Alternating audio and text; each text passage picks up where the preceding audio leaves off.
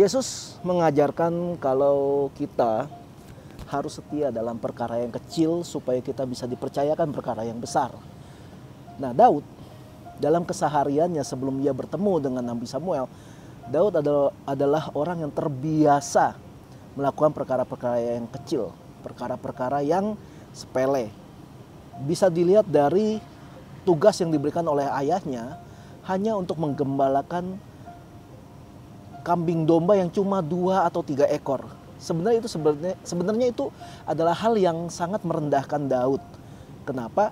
Karena biasanya penggembala minimal tuh 200 ekor gitu kambing domba, tapi Daud hanya diberikan 2-3 ekor saja. Nah, ada tafsiran yang mengatakan bahwa Daud dibenci oleh ayahnya sendiri karena perawakannya yang berbeda dengan kakak-kakaknya. Kakak-kakaknya yang lain tuh tinggi besar, seorang prajurit yang gagah perkasa, yang luar biasa hebat. Tapi Daud kecil sendiri.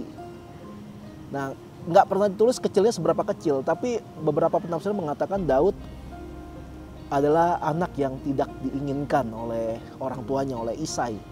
Nah, kemudian Daud dalam penggembalaannya yang hanya 2 atau 3 ekor, mungkin memiliki banyak waktu yang kosong yang dia isi dengan kebiasaan-kebiasaan yang baik, yaitu membangun hubungan sama Tuhan.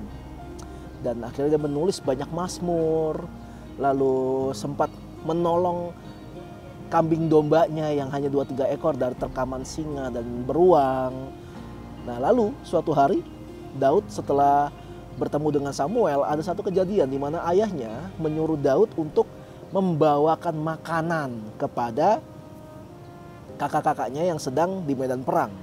Karena ayahnya takut kakaknya nggak sempat makan, makanya diutuslah Daud. Nah, sekali lagi ini perkara yang kecil loh. Waktu itu sedang terjadi Goliat dari Filistin itu menantang orang Israel, bahkan meremehkan orang Israel. Dan Daud disuruh datang membawa makanan. Itu kan perkara yang kecil kan. Kenapa Daud nggak disuruh perang gitu loh? Kenapa malah disuruh bawa makanan gitu? Karena Daud dianggap tidak layak. Tapi lihat, karena Daud tetap melakukan kegiatan yang biasanya dilakukan atau hal-hal sepele yang biasa memang dia lakukan, dia nggak ditulis mengeluh karena disuruh cuma bawa makanan, enggak. Tapi dia tetap melakukannya, dia melakukan perintah ayahnya yang diketahui kalau ayahnya memang tidak menyukai Daud, tapi Daud tetap menghormati ayahnya. Nah, sehingga pada waktu itu ketika Daud melakukan tugas yang diberikan ayahnya untuk membawa makanan aja, apa yang terjadi? Daud mendapat sebuah kesempatan yang akhirnya membalikkan keadaannya Daud dari seorang yang anak kecil yang gak dianggap menjadi seorang panglima tentara yang disegani oleh bangsa Israel.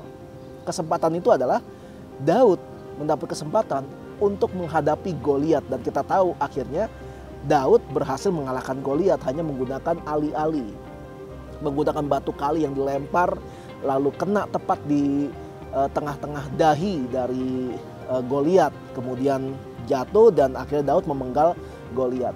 Nah, kita bisa lihat dari perkara kecil yang setia dilakukan oleh Daud tanpa bersungut-sungut, yang dilakukan dengan sukacita, yang dilakukan dengan, mungkin Daud mikir gini, ya udahlah kalau gua nggak dihargain, ya udahlah kalau emang gua nggak dianggap, ya udahlah. Gue tetap percaya Tuhan, ya paling gue balik ke padang rumput lagi sama 2-3 ekor domba, bikin lagu lagi, main musik lagi, mungkin begitu.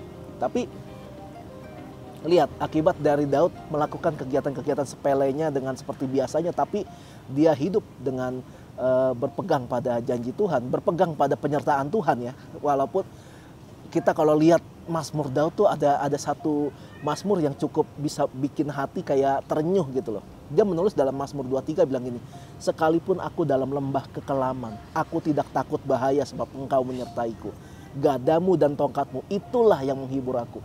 Nah, Daud pernah dibawa dalam lembah kekelaman, tapi dia percaya bahkan dalam lembah kekelaman Tuhan bisa menunjukkan kebaikannya dan kebesarannya. Makanya Daud gak khawatir walaupun disuruh antar makanan doang, ternyata Tuhan menghadapkan dia dengan sebuah kesempatan, di mana kesempatan yang diberikan adalah setelah Daud melalui proses-proses yang berat, yaitu mengalahkan singa, mengalahkan beruang. Jadi mungkin menurut Daud Ya udahlah, singa udah pernah gue kalahin, beruang udah pernah kalahin. Lah ini orang satu bongsor begini siapa lah, ya udahlah sikat gitu.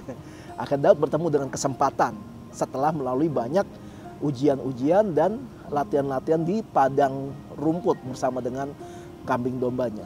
So teman-teman, jangan pernah memandang remeh sesuatu hal yang sepele, sesuatu hal yang kayaknya masa gue ngerjain ginian sih, nggak ada yang lebih bagus apa ya. Jangan pernah meremehkan itu. Karena itu bisa saja pelatihan untuk kita supaya di masa depan kita secara tidak sengaja atau memang sudah Tuhan rencanakan supaya kita masuk ke dalam rencana itu, kemudian hal itu justru merubah pola pikir kita, merubah hidup kita menjadi lebih baik dalam sekejap.